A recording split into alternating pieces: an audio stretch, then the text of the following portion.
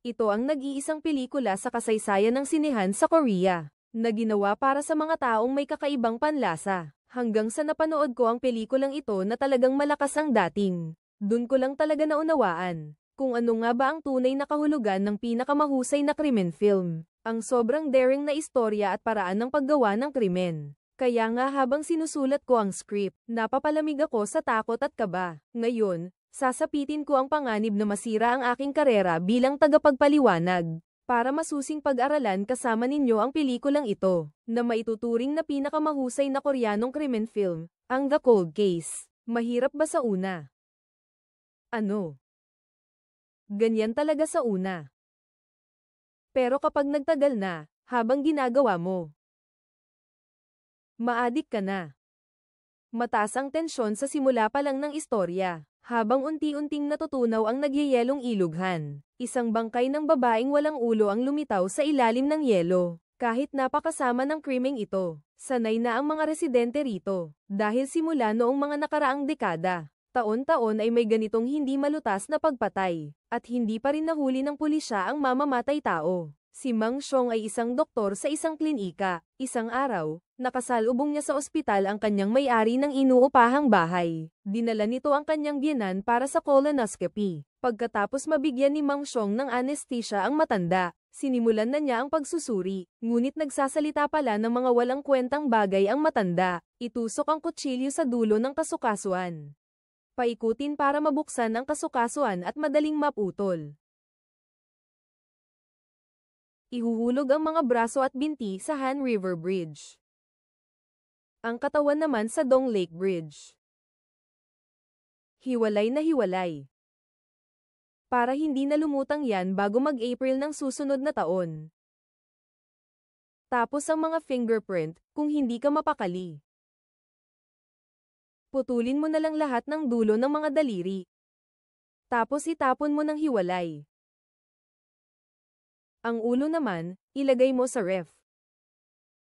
Kinilabutan si Mang Xiong sa narinig. May problema sa pag-iisip ang matandang iyon. O kaya'y nagsasabi lang ng totoo dahil sa gamot. Dahil sa pampanatag na gamot, madalas magsabi ng mga sikretong hindi alam ng iba ang mga pasyente pagkatapos ma-anesthesia. Pinigilan ulit ni Aling Juana si Mang Xiong pag-uwi niya. May bago raw siyang package. Pumasok na si Mang Xiong sa kanyang karinderya. Ang asawa ng may-ari ng bahay ay isang magpapalahi ng baboy. Sa oras na ito ay hinihiwa niya ang karne ng baboy gamit ang kutsilyo. Pagkatapos niyang makuha ang kanyang bagahe, naghahanda ng umalis si Tio Xiong. Ngunit nakita niyang kinuha ng matandang lalaki ang isang piraso ng hilaw na karne ng baboy at diretso itong isinubo at nginuya. Malinaw na may diferensya sa pag-iisip ang matandang ito. Ang mga sinasabi at ginagawa niya ay nakakagulat at hindi maipaliwanag. Kinabukasan, lumabas si Tio Xiong para sunduin ang anak niya. Nakita niya sa karinderya ng magkakarne ang isang itim na plastic bag. May laman itong kung ano. At may mga itim na buhok pa sa ibabaw nito. Lalong kinabahan si Tio Xiong habang tinititigan iyon. Parang ulo ng tao ang laman yun. Pero naisip niyang sobra na siguro ang iniisip niya. Kaya umalis na siya para sunduin ang anak at mag-weekend. Ilang araw ang lumipas, sa isang construction site, isang bangkay na naman ng babaeng tinadtad ang natagpuan. Ngunit ang natagpuan lamang ay ang mga pira-piraso ng katawan. Ang ulo ng dalaga ay nawawala. Nang gabi ring iyon, dumating ang dating asawa ni Mang Berto. Magkahiwalay na sila at hiwalay na rin ang tirahan. Ngunit hindi pa rin nawawala ang pagmamahalan nila. Malaki ang posibilidad na magkabalikan pa sila. Sino kaya ang mag-aakala na dahil sa anak, biglang nag-away ng malakas ang dating asawa ko at si Mang Unggoy kagabi. Bigla na lang silang nag-away ng malakas. Narinig iyon ng magpapalahaw kaya umakyat siya para magtanong. Malinaw niyang nakita ang isang pares ng sapatos na pangbabae. Natakot si Mang Unggoy na magkaroon ng hindi magandang pagkakaunawaan. Kaya nagsinungaling siyang naduraj niya ang salamin. Maya-maya pa'y umalis na ang dating asawa ko na galit na galit. Wala na rin siyang nagawa kundi panoorin siyang umalis si Mang Unggoy. Habang iniisip ko kung paano ko gugugulin ang mahabang gabi, dumating ulit ang magpapalaot. Inaanyayahan akong makipag-inuman at magkwentuhan sa kanyang karinderya. Mukhang malaki at malakas ang magpapalaot na ito. Pero ang totoo'y maingat at tahimik pala. Nag-aaral pa nga siya ng mga akda ni Zhuangzi at Mozi ng China. Pagkaraan ng isang oras na pag-iinom, Umalis ang magpapalaot para kumuha ng alak. Lasing na si Mang Siong. Ngunit isang matinding liwanag ang nakapagpabalik sa kanyang ulirat. Bumukas pala ang pinto ng freezer ng karinderya. Kinausisa niya ito at pumasok. May nakita siyang isa pang plastic bag sa estante. Ano kaya ang laman yun? Dahil sa kalasinggan, binuksan niya ito agad. Ngunit ulo pala ng babae ang laman. Bigla na lang siyang nagising si Mang Siong dahil sa takot. Panaginip lang pala iyon. Isang masamang panaginip. Dali-dali siyang pumunta sa klinika para magtrabaho. Saka dumating ang may-ari ng bahay kasama ang kanyang biyenan para sa check-up. Masayang sinalubong sila ni Mang Siong. Sinadya ng matanda na habarin ang kanyang pantalon. Pagkakita ng nurse, agad itong umalis sa silid. Wala na palang ibang tao. Nagsalita ulit ng kakaiba ang matanda. Ano? Ganon naman talaga sa simula. Pero habang ginagawa mo, ma-addict ka. Pagkaalis ng matanda, naiinis ang mga ales sa pangunguna niya. Nagchichismisan sila tungkol sa matanda. Sabi sa nakaraang ilang taon, ang asawa ng matanda ay bigla na lang nawala. Kamakailan lang, bigla ring nawala ang asawa ng magpapalaot. Nang biglang dumating ang mga pulis, nag-iimbestiga sila sa kaso ng bangkay na walang ulo. Sabi, Pilipino ang biktima. Gusto nilang tingnan ang mga medical record ng mga dayuhan. Nang marinig ito ni Laupo, lalo pang lumakas ang hinala niya sa mag-ama. Kumbinsido siya na ang kaso ng walang ulong bangkay ay may kinalaman talaga sa magpapalahaw. Pag-uwi niya sa bahay, hindi makatulog si Laupo dahil dito. Nang bumangon siya para uminom ng tubig, biglang bumukas ang pinto ng ref sa likuran niya. Lumingon siya. Ang itim na plastic bag pala iyon sa panaginip niya. Natakot ng husto si Mang Park. Naisip niya na siguro'y lasing siya kagabi. Sinamantala iyon ng magpapalaot para mailagay ang ulo. Nang mga sumunod na araw, hindi na umuwi si Mang Park. Nagdahilan siyang inaayos ang pampainit sa bahay.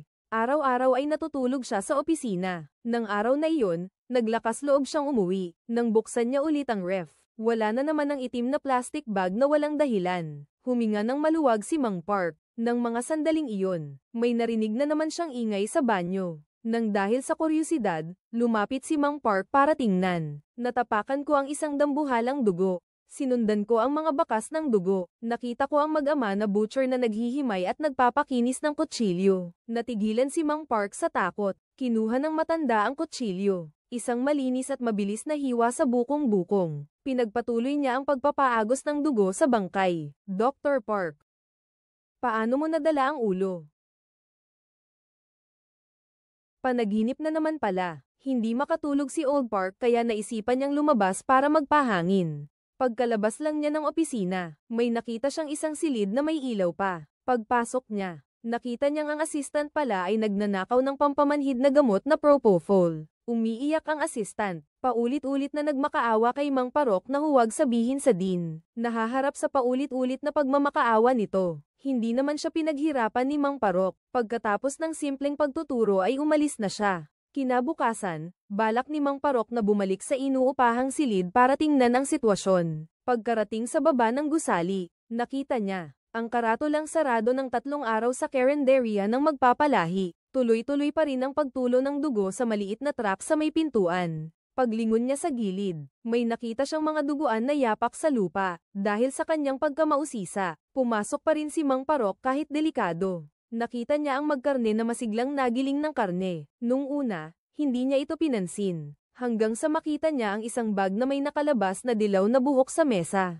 Nangangamba at nagmamadaling tumakas si Mang Park. Pero pagkalabas niya ay tinawag siya agad ng magpapalaot. Tinatanong ni Mang Park kung bakit 3 araw siyang magsasara. Sagot ng magpapalaot na may kaunting problema sa pamilya. Umuwi ang asawa niya sa kanila dahil sa galit, kaya isinara niya ang karinderya dahil kulang siya sa tauhan. Doon na naalala ni Mang Park, ang asawa pala ng magpapalaot ay ang babaeng may kulay gintong buhok. Pagkapasok pa lang niya sa bahay, bigla na lang nanghina ang mga tuhod ni Mang Park at napaupo sa sahig. Kasunod noon ay ang mabilis na pagkatok sa pinto. Ang dumating ay ang mga pulis sa lugar. Sinabi ng pulis kay Mang Park na ilang araw nang nawawala ang kanyang dating asawa. Kusa ring inamin ni Mang Park ang pag-aaway nila ng kanyang asawa. Pagkatapos alamin ang pangyayari ay umalis na ang mga pulis. Maya-maya ay dumating ulit ang assistant. Nalaman niyang pumunta pala ang pulis sa ospital kanina para hanapin si Mang Park. Akala ng assistant ay siya ang nagsumbong. Kaya naman pumunta siya para magpaliwanag. Agad na nagpaliwanag si Mang Park na dahil sa pagkawala ng kanyang dating asawa, kaya siya hinanap ng pulis. Pagkarinig noon ng assistant ay umalis na ito. Pagbaba niya sa gusali, nakita ni Mang Park na sumunod ang magpapalahi. Natakot siya na baka mapahamak ang kanyang katulong. Dali-dali siyang bumaba at hinabol ito. Naramdaman din ng katulong na may sumusunod sa kanya. Agad niyang binilisan ang paglakad pauwi. Nakarating si Mang Park sa isang bungad ng tunnel. Bigla siyang nakarinig ng isang hiyaw. Agad niyang binilisan ang pagtakbo para habulin. Pagkalabas pa lang niya ng tunnel, ay binagsakan na siya ng isang tadyang. Nang magising siyang muli, nasa kanyang inuupahang silid na siya. May isang matandang lalaki siyang nakita na nakatayo sa harapan niya. Isang retiradong pulis daw ito na investigador, at nag-iimbestiga raw sa kaso ng sunod-sunod na pagpatay at pagpuputol-putol ng katawan. Akala niya'y sasaktan ni Lao Kui ang babae, kaya nga isang hampas lang, natumba na siya. Sa wakas, nakita na rin niya ang kanyang pag-asa. Dali-dali niyang isinalaysay kay matandang ang lahat ng kanyang nakita at narinig. Aniya, tiyak na may kaugnayan ang mga kasong ito sa karinderya sa baba. Ipinakita pa niya ang ulo sa loob ng refrigerator sa matandang pulis. Ngunit sinabi ng matandang pulis na kulang pa ang ebidensya. Baka raw sila pa ang masisi. Kaya naman pinayuhan niya si matandang na huwag munang kumilos. Kapag may natuklasan ka, tawagan mo ang sarili mo. Kinabukasan, dumating siya sa ospital. Tunay ngang wala siyang nakitang nurse na nagtatrabaho. Hindi niya alam kung ano ang gagawin. Ngunit bigla siyang nakatanggap ng tawag mula sa anak niya. Kakatapos lang niyang makipag-away sa lola niya. Nasa harap na siya ng karinderya. Si Mang Kules ay nagulat. Dali-dali niyang pinasakay sa bus ang anak niya papuntang ospital para hanapin siya. Ngunit sa sakayan pa lang ay nakasalubong na niya ang truck ng karinderya. Paulit-ulit na tinawagan ni Tatay Kui ang anak niya dahil sa pag-aalala. Ngunit ang sumagot ay ang magpapalahaw. Tinawagan ni Tatay Kui ang matandang pulis. Habang nagmamadaling bumalik sa taxi, nakita niyang bukas ang pinto. Kumuha siya ng isang scalpel at sumugod papasok. Isang sigaw ng paghihirap ang sumunod. Lumabas si Lao Kui na duguan mula sa silid. Ngunit hindi ang magpapala ang kanyang nasaksak, kundi isang hindi niya kilalang binata. Hindi alam ni Lao Kui kung ano ang nangyari. Ang tanging nasa isip niya ay ang paghahanap sa kanyang anak. Ngunit hindi niya inaasahan na mabangga siya ng isang sasakyan. Nang magkamalay ulit siya, doon ko lang napagtanto. Ang nakabangga niya ay ang matandang pulis na tumulong sa kanya. Nasa lola na niya ang anak niya ngayon, nung mga oras na iyon. At si matandang Kui ay dinala na sa opisina ng matanda. May inilabas na dyaryo ang matandang pulis, na may balita tungkol sa pagkamatay ng kanyang dating asawa. At ang pinakamalaking sospek ay siya mismo. Sumbong ng kapitbahay. Sabi raw ay nakakita sila ng malaking pagtatalo ninyo ng dating asawa mo. Naisip ni Mang Kui. Tiyak na pagtataksil ito ng may-ari ng karinderya sa kanya. Sabi pa nito'y dadalhin niya ang matandang pulis sa cold storage para maghanap ng ebidensya. Pero dalawa lang sila at mahina. Mas mainam pa rin daw sa matanda ang magpunta sa pulisya. Nang mga oras ding iyon, nakita ni Lao Kui ang lagda sa sulat sa mesa. Natuklasan niyang hindi pala retiradong pulis ang matandang lalaki. Isang paso ang ginamit para mapabagsak siya. Pagkatapos ay nag-iisa siyang pumunta sa karinderya para maghanap ng mga clue. Nang makarating siya sa cold storage, natagpuan nga niya sa estante ang ulo. Ngunit ng mga sandaling iyon, biglang sumulpot ang magpapala sa likuran niya. Agad silang nagsagupaan ng masidhing pakikipaglaban. Pero si Dr. Kui, paano kaya siya makakapantay sa kalaban? Ilang sandali lang, napabagsak na siya at nadapa sa lupa, sa isang iglap.